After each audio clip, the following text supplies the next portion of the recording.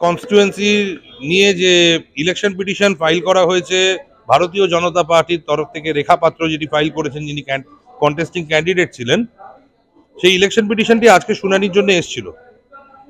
এবার রাজ্য সরকার অদ্ভুতভাবে এই মামলাতে পার্টি না থাকা সত্ত্বেও একটি রিপোর্ট এই ইলেকশন পিটিশনে রাজ্য সরকার ফাইল করে। তাতে আমি আদালতের আজকে দৃষ্টি আকর্ষণ করি, মাননীয় জাস্টিস কৃষ্ণা রাওয়ের সামনে মামলাটি হয়। আমি আদালতের দৃষ্টি আকর্ষণ করে বলি যে রাজ্য সরকার পার্টি না থেকেও ইলেকশন পিটিশনে একখানা রিপোর্ট ফাইল করেছে এবং রাজ্য সরকারের হয়ে এই রিপোর্টটা অ্যাফার্ম করেছে হচ্ছে রিটার্নিং অফিসার। তার মানে খুব ক্লিয়ারলি বোঝা যাচ্ছে হচ্ছে যে রিটার্নিং অফিসার যিনি ছিলেন সে তো নির্বাচন কমিশনের আন্ডারে ছিলেন, তো তার ইম্পার্শিয়ালিটি বলে কিছু নেই, সে নিজেকে রাজ্যের অঙ্গ হিসেবেই কনসিডার করে তাই জন্য এরকম একখানি রিপোর্ট দিয়েছেন। এবং আমি বলি যে এই রিপোর্টটি আমার মামলার জন্য অত্যন্ত গুরুত্বপূর্ণ, কেননা এর থেকেই বোঝা যাচ্ছে যে রিটার্নিং অফিসারের ভূমিকা কতটা পক্ষপাত দুষ্ট ছিল। আদালত সেটি শুনে রাজ্যকে মানে ভৎসনা করেন এবং রাজ্যকে জিজ্ঞেস করা হয় যে আপনারা কাদের নির্দেশে এই মামলায় দাঁড়াচ্ছেন, আপনারা তো পার্টি নন। এর উত্তরে রাজ্য কিছু বলতে পারে না, বলে ভুল হয়ে গেছে, মিসকমিউনিকেশন হয়েছে।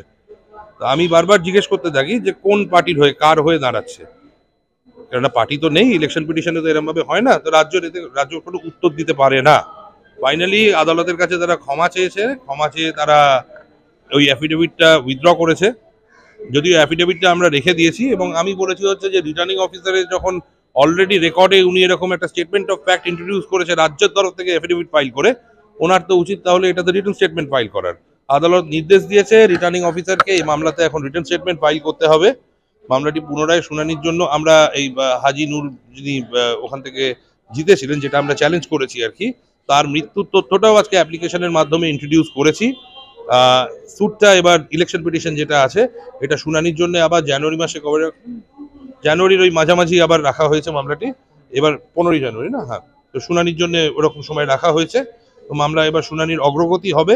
আমাদের দৃঢ় বিশ্বাস মামলার যা মেরিট তাতে এই ইলেকশন, এই রেজাল্ট স্যাটিসফাইড হবে এবং আমাদের যিনি মক্কেল আছেন, যিনি বিজেপির ক্যান্ডিডেট ছিলেন রেখা পাত্র, ওনাকে উইনার ডিক্লেয়ার করা হবে।